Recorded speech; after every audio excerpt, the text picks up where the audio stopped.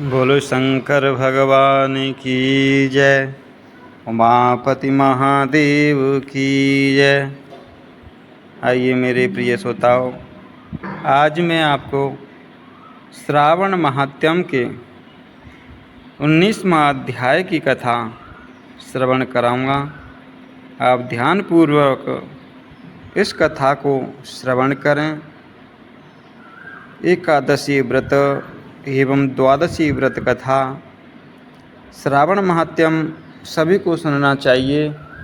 भगवान शंकर के सभी दिन होते हैं, लेकिन श्रावण महात्म्य सुनने से हमारे जो पाप हैं, रोग हैं, वो क्षीण होते हैं। तो आइए सुनते हैं, जानते हैं इस कथा के बारे में। इस कथा में क्या वर्णन किया गया है, क्या विधि विधान है इसका, कैसे कथा श्रवण करनी चाहिए और कथा के अनुसार क्या क्या लाभ हमें मिलता है। ओ शंकर भगवान की जय। भगवान शंकर ने ब्रह्मपुत्र सनत कुमार से कहा कि हे महामुनि, श्रावण मास के दोनों पक्षों की एकादशी तिथि के दिन क्या करना चाहिए, उससे सुनो। एकादशी व्रत के संबंध में मैंने आज तक किसी को कुछ नहीं बताया है। ये व्रत गुप्त उत्तम महान पुण्य तथा पाप ताप को जड़ से नष्ट करने वाला है। श्रावण मास में किए गए पापों का नाश करने वाला तथा सब व्रतों में उत्तम ये पवित्र एकादशी का व्रत है। दशमी के दिन प्रातः कर गुरुदेवों की आज्ञा से वेदवेता, पुराण ज्ञाता, जितेंद्रिय ब्राह्मणों का पूजन करें। भगवान विष्णु का 16 उपचारों से पूजन करना चाहिए और उनसे प्रार्थना करें कि हे पुंडरीकाक्ष, मैं तुम्हारे दिन आने वाली एकादशी का निराहार रहकर व्रत करना चाहता हूँ। आप मेरी रक्षा करें। उस दिन गुरुदेव और अग्नि के समीप भूमि पर शयन करना चाहिए। काम, क्रोध और मोह को त्याग कर एकादशी के दिन प्रातःकाल भगवान विष्णु में मन लगाकर श्रीधर का जाप करते रहना चाहिए। 3 दिन तक किसी भी पाखंडी से वार्तालाप ना करें। केवल इतना करने मात्र से ये व्रत मोक्ष को प्रदान करने वाला बन जाता है। दोपहर के समय पंचगव्य लेकर नदी के जल में स्नान करना चाहिए। नदी ना हो तो कुएं के जल में गंगा जल मिलाकर स्नान करना चाहिए। भगवान सूर्य को नमस्कार करके और भगवान विष्णु की शरण में जाकर वर्ण के अनुसार सब कार्य कर अपने घर को वापस लौटना चाहिए। घर आने पर श्रद्धा तथा भक्ति पूर्वक भगवान विष्णु का अर्चन पुष्प, दीप, धूप आदि से करना चाहिए। रात को गीत वाद्य तथा कथा सुनते हुए जागरण करना चाहिए। फिर कलश स्थापन कर पंचरत्न और स्वर्ण को कलश में डालकर सफ़ेद चंदन से पूजा कर कलश को 2 सफ़ेद कपड़ों से ढक देना चाहिए। देवेश की प्रतिमा शंख, चक्र तथा गदा से युक्त कर उसकी पूजा करनी चाहिए। इसके बाद द्वादशी के दिन प्रातःकाल अहिक करके श्रीधर का जाप करना चाहिए।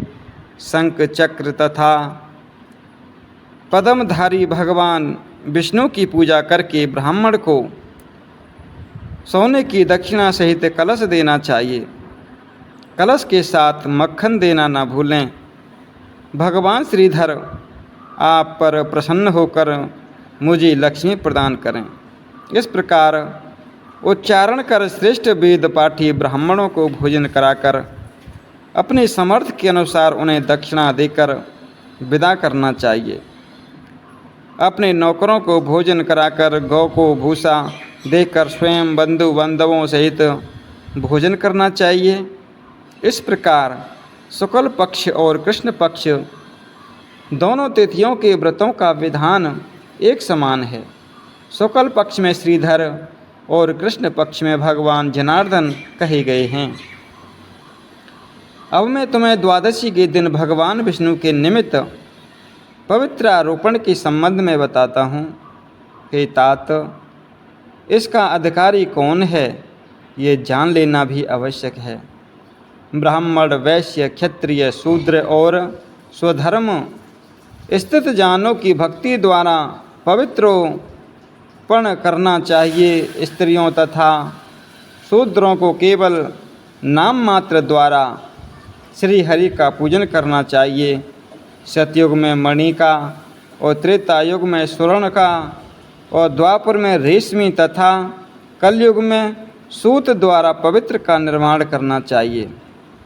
सन्यासियों को मानसिक पवित्रोपण करना चाहिए। पवित्रा को बांस के पात्र में रखकर उसे साफ वस्त्र से ढक कर भगवान श्रीधर की मुख की सन्मुख उसे रखकर कहना चाहिए, हे प्रभु, मैंने अपने क्रिया लोकपार्थ पवित्रा को ढका है। हे देव, मेरे काम में विघ्न ना हो। की भक्ति द्वारा पवित्रोपण करना चाहिए। स्त्रियों तथा शूद्रों को केवल नाम मात्र द्वारा श्री हरि का पूजन करना चाहिए। सतयुग में मणि का और त्रेता युग में स्वर्ण का और द्वापर में रेशमी तथा कलयुग में सूत द्वारा पवित्र का निर्माण करना चाहिए। सन्यासियों को मानसिक पवित्रोपण करना चाहिए। पवित्रा को बांस के पात्र में रखकर उसे साफ वस्त्र से ढक कर भगवान श्रीधर की मुख की सन्मुख उसे रखकर कहना चाहिए, हे प्रभु, मैंने अपने क्रिया लोकपार्थ पवित्रा को ढका है। हे देव, मेरे काम में विघ्न ना हो। नाथ, आप मुझ पर दया करें। आपको मैं इस पवित्रा द्वारा प्रसन्न करना चाहता हूँ। हे देवेश, आज से लेकर वर्ष भर तक व्रत नाशक काम, क्रोध आदि ना हो। आप तब तक मेरी सुरक्षा करें जब तक मेरा व्रत पूर्ण ना हो। कलश पर बांस के पात्र में रखे पवित्रा की नम्रता पूर्वक इस प्रकार प्रार्थना करनी चाहिए। पवित्रा 1 वर्ष तक किए अर्चन से प्रसन्न होकर आप विष्णु लोक से यहाँ आई हैं, अतः आपको नमस्कार है। हे देव, विष्णु तेज से उत्पन्न रमणीय तथा पापनाशक सब इच्छाओं के प्रदाता आपके शरीर में पवित्रा को धारण करता हूँ। हे देवेश, पुराण पुरुषोत्तम आप मेरे द्वारा आमंत्रित हैं, अतः आपका पूजन करता हूँ। आपको नमस्कार है। देव, कल प्रातः आपके निमित्त इस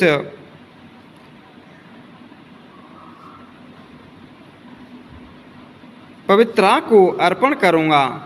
इसके बाद पुष्पांजलि देकर रात्रि में जागरण करना चाहिए।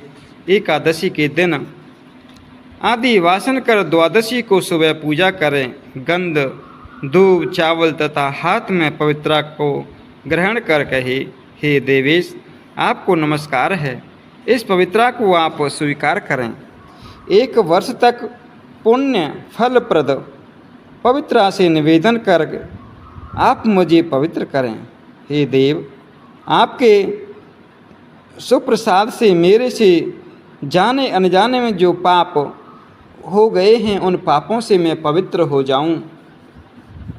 मूल मंत्र द्वारा पवित्रा को संपुटित करें। नैवेद्य देना चाहिए। मूल मंत्र से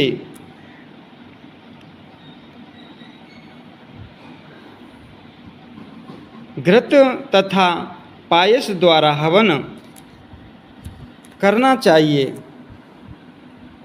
इसी मंत्र द्वारा पवित्रा को विसर्जन करके कहे, हे पवित्रे, 1 वर्ष तक किए मेरे अर्चन को सविधि परिपूर्ण करें।